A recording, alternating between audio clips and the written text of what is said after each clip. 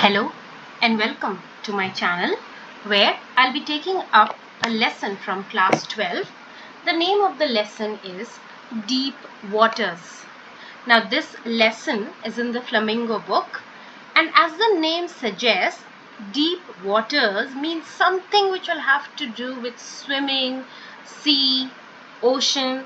So this chapter is written by William Douglas, and in the story, the starting of the story, we see that the author recollects or remembers his first encounter with his fear of water when he was 3 or 4 years old.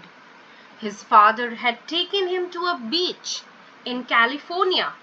He held his father tightly. His father was surfing and he was holding his father tightly. However, a wave knocked him down, and from then onwards, his fear of water started. But when he was 10 years old, he planned to learn swimming at the YMCA pool, which was safer than the Yakima River. So in order to get rid of this fear, when he was 10 years old, he decided to learn swimming. The pool was 2 feet at its shallow end and 9 feet at the deeper end. So he made elaborate preparations for swimming. He got water wings and he mustered a lot of courage, and slowly he started to gain confidence. He started to swim independently, but then one day an 18-year-old boy all of a sudden picked him up and threw him into the deep side of the pool. There was nobody close to the pool, and Douglas went to the bottom of the pool. He was about to drown. He felt he was about to drown. He planned to push himself up. He wanted to push himself upwards, but every time he reached upwards, he again fell down.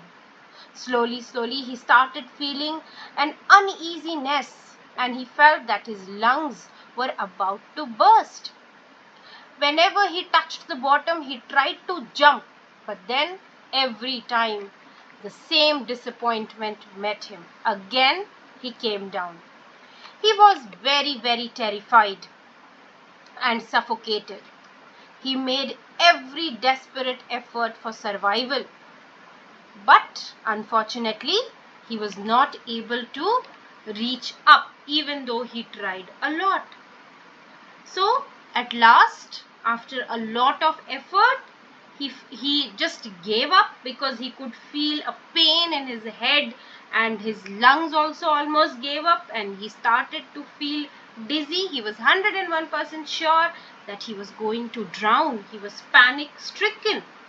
But just then, somebody saved him and took him out of the water. So this fear which he had when he was 3 years old had slowly started to elevate. But then again the fear increased many folds after this incident. And when he regained consciousness, he found himself vomiting next to the pool. And the boy who had thrown him said that he had done it just as a joke. But then this incident really left a deep impact on him. And even after he went back home, he felt very weak that day. He was really very terrified. This fear of childhood again followed him. But then Douglas was one such person who was not ready to give up. Once he grew old. So when he was 3 years old, that wave had thrown him when he had gone surfing with his father. Then when he was 10 years old, again he wanted to learn swimming, but a boy threw him.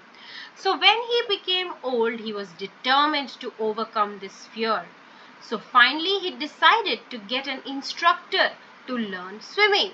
He went to the pool and practiced 5 days a week, 1 hour each day. The instructor put a belt around him, which was attached to a rope. So he practiced swimming forward and backward. For weeks he practiced. and it almost took him 3 months to get rid of that tension. Slowly, his instructor taught him breathing techniques of exhaling underwater and inhaling while raising his nose. And he practiced it hundreds of times. Then the instructor taught him to kick with his legs in water. In the beginning, his legs almost became stiff, but slowly, he developed a control on them. So soon Douglas could swim from across the length of the pool, but he was still scared when he was alone. His childhood fear many times petrified him, scared him. Therefore, he thought of conquering his fear. He thought, it's enough is enough. I have to conquer this fear. So he went to a lake, Wentworth in New Hampshire, dived off a dock at Triggs Island, and swam 2 miles across the lake to Stamp Act Island. For once did the terror return, but he continued to swim.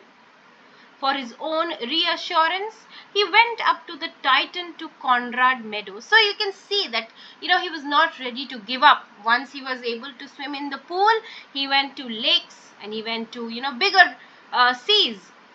He swam across the shore in the lake and back. He was thrilled that finally he has overcome the fear. So the narrator felt victorious that he had finally conquered his fear. He quoted that death is full of peace, but the fear of death is what terrorizes people. Okay, so in this excerpt, Douglas has narrated his near-death experience and the way fear of death intensifies his will to live. Okay, so he was so scared that he wanted to live. He wanted to fight back that fear.